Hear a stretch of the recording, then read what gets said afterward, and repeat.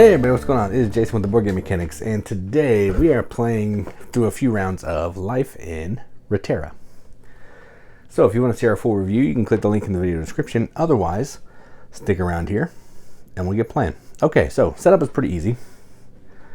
You're going to put out the board in the middle of the table here. Then you're going to grab one of these trays of the appropriate game that you want to play. So this is building set 1, which is what I'm using.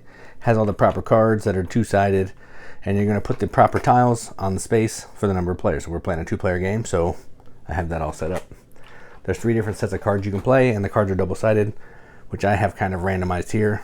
Purple is like the beginner set, and then you can make it a little bit random however you want. Then you're going to give each player a starting tile. Each player will get 3 building tiles, or terrain tiles, I guess. Then you're going to flip 5 of them face up in the row to use, and then you're going to have the inhabitants and junk tiles and relic tiles, but we're not using relics in this building set, off to the side, and you're ready to go. Okay, so the way this game works, it's laid out on the board. First thing you're going to do is you're going to place a land tile. We have 3 tiles in our hand that we could use to place during the game, but once they're gone, they're gone. You don't replenish. So we're just going to go ahead and start with using one of these. You're going to take a tile and you're going to place it. Now the only rules for placement are the tile has to be like 2 squares to 2 squares. You can't put it like that. Okay, so I'm going to put that right there. Then what I can do is I can build a building. If I had 2 gears on the same terrain type, so I had 2 gears on desert, I can build a 2 building. Or if I don't want to build a building, I can build an inhabitant and put it on that square. Every inhabitant is worth a point. But I don't want to do either of those things right now, so I'm done. Next thing we do is we use a building power. If we had a building that had a power, we could do it. Now, since we didn't do that, we will refill the row here, and it's the other player's turn. All right, their turn. Same deal. They're going to look at their cards, see if there's anything they like.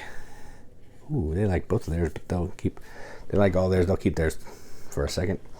And they're going to get a tile. And I think I'm going to go do an energy source. They're going to try something different. So an energy source is going to score points if it has a tile on all 4 sides. Okay, you do that, 8 points. You can't build on it, but it'll give you 8 points. All right. So that's what they're trying to do. They can't build anything, they don't have any gears, so they are done. Back to me. I'm still trying to build, so let's go ahead and do this. Oh man. Yeah, that's fine. We'll go like this. And I now have a relic, and I'm not going to build yet. I'm trying to hold out for a number 3 building. So that's what I'm doing, and I'm done. So we'll refill the row, and their turn. They're going to try to build something else. Try to start building around their energy source, and let's do this one. So they're going to go here. They now have a relic. And they're going to build an inhabitant. So they're going to take an inhabitant and they're going to put it right there. Okay, done. Refill this row. And back to me. Now I'm going to take this one. I'm going to put it like this. All right, and I'm going to build one of these little threeers here. And I want to... I'm actually going to build the farm. So the farm's worth 4 points. It has to go on all gears of the same terrain type.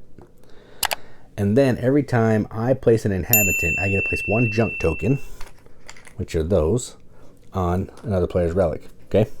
So that's now a special power that I have. Then I can use building powers. I can't right now because I didn't place an inhabitant. Then I refill the row, and done. All right, their turn.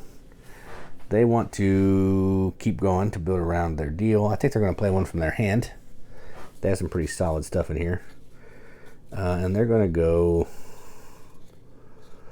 this way. They're going to play this. 2 relics. Nothing else but 2 relics. They're going to try to get points in a different way. All right. Back to me. I am going to...